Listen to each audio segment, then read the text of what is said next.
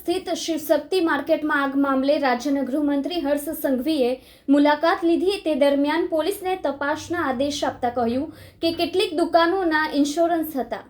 Surat Shivshakti textile માર્કેટમાં આગ મામલે ગૃહ રાજ્યમંત્રી હર્ષ સંઘવીએ પોલીસને તપાસના આદેશ આપતા જણાવ્યું હતું કે કેટલી દુકાનોનો ઇન્સ્યોરન્સ હતા અને કેટલી દુકાનોના ઇન્સ્યોરન્સ ન હતા તે મામલે તપાસ કરો। જો કોઈ ક્ષતિ જણાય તો તાત્કાલિક પગલાં ભરો। આખા માર્કેટમાં કેટલાનું નુકસાન થયું છે તેનો રિપોર્ટ બનાવો। ફાયર સુરત મહાનગરપાલિકા તથા પોલીસની ટીમ હતી। ફાયરની ટીમ માટે આ એક મોટું ચેલેન્જ હતું, જેમાં 48 કલાક સુધી ફાયરની ટીમે કામ કર્યું છે અને હાલ પણ કામ ચાલે છે। પરંતુ હવે આપણે શું કરી શકીએ તેના માટે આપણે 2-3 દિવસમાં ચર્ચા કરીશું। આગ કઈ રીતે લાગી, વેપારીઓનું નુકસાન થયું છે તેઓની ચિંતા આપણને ખબર છે।